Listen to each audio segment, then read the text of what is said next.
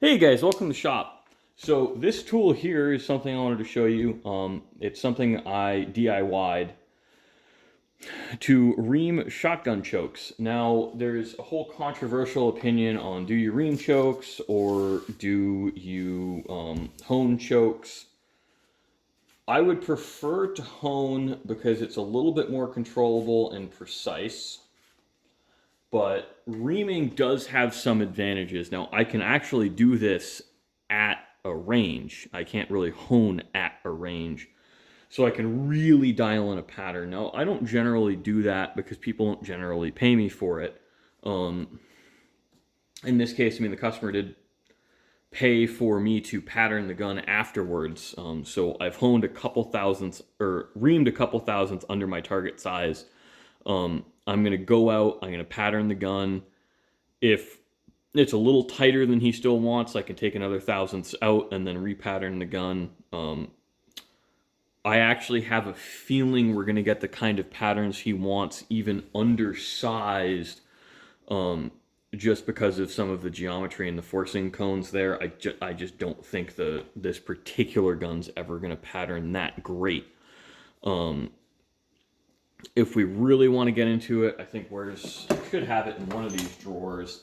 I have another forcing cone reamer.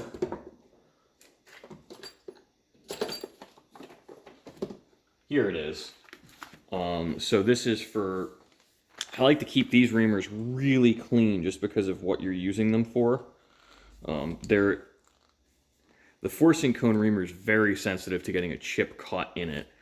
And it's also why it lives in its nice, fancy, expensive tube. So these are I can sharpen these in my shop, but it's a very fussy setup.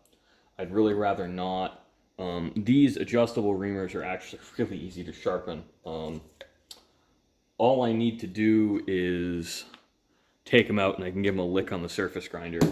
Take half a thou off and they're very sharp again. Both reamers are made by Chadwick and Trefethen in Incorporated. Actually at a Portsmouth, so really not far from me, just about 2 hours. But how this works is this portion here is technically interchangeable, that my finger's on. It threads into, I used 9/16 because it's what I happen to have in the shop. I would have preferred to use 1/2 inch actually because it's a little bit more flexible. This works on the same principle as an extended chucking reamer, something you power, where this has flex in it. So I bush this end. This is a removable bushing. Again, these are really easy to remove, so they're a shrink fit. I heat them up, I slip them on, and let it cool. This particular bushing works for most 12 gauge shotguns. Well, actually, it's a tight bore. So this bushing 727. I like to have about a thousandth of clearance around it because there's a huge heavy oil film. And what I've also found is you don't need to have that tight of a fit on the bushing because your average straightness is really good. So when this is inserted down the barrel into the taper on the for the choke, it self-aligns. So you really don't need to worry that much about it being a super duper pooper fit. It's a little bit of play in that bushing is actually all right because we know based on this interface, this reamer is not perfectly centered in this hole here. It never will be. There's always going to be some error. I did my best, so I made this whole part in one setup, threads and drilling all without any disruption. Well, actually what I did is I took a piece of, what is it? This is also 9/16 or 5/8, I forget.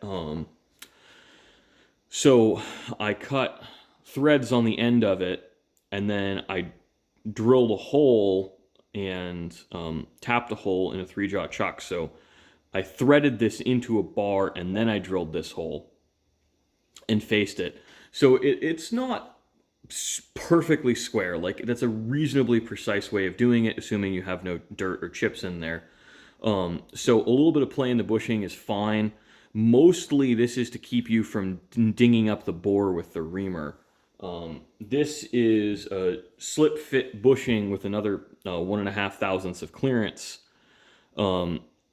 that rides on this shaft. Now this sits in the chamber. I've tapered it a little bit so I can use one bushing for more than one gun. I'll probably make another prettier one.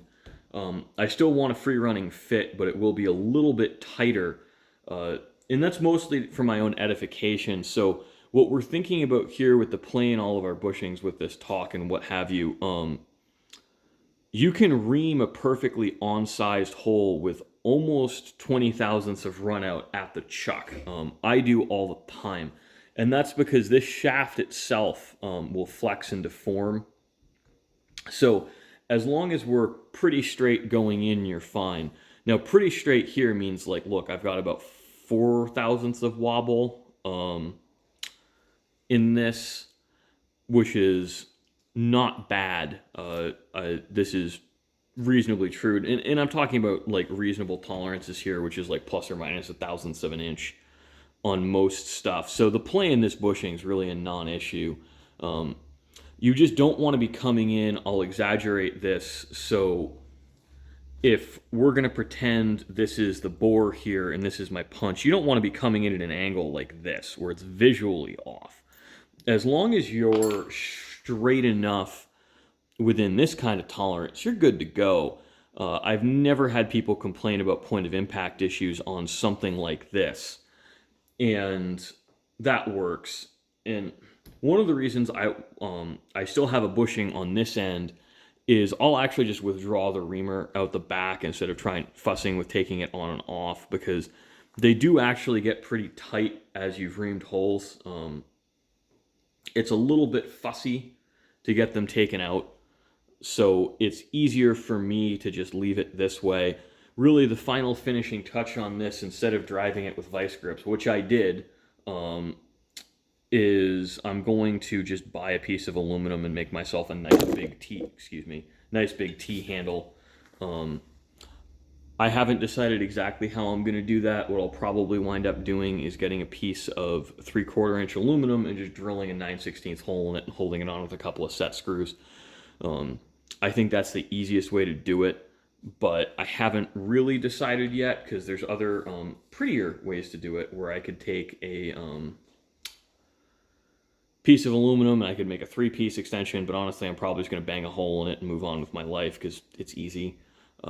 So I just wanted to show you guys one of the tools I use in this shop for gunsmithing with kind of a brief explanation on it.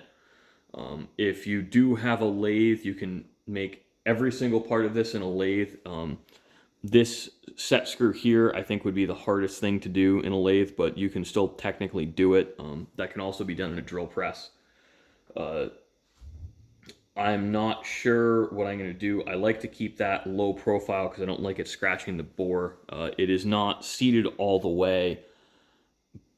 We're getting off into the weeds, but I just wanted to show you this is kind of a specialty in-house manufactured shotgun tool.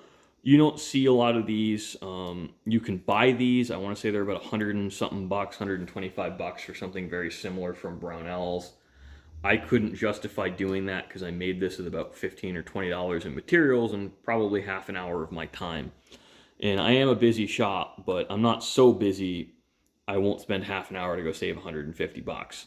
So thanks for watching, guys. I hope you enjoyed.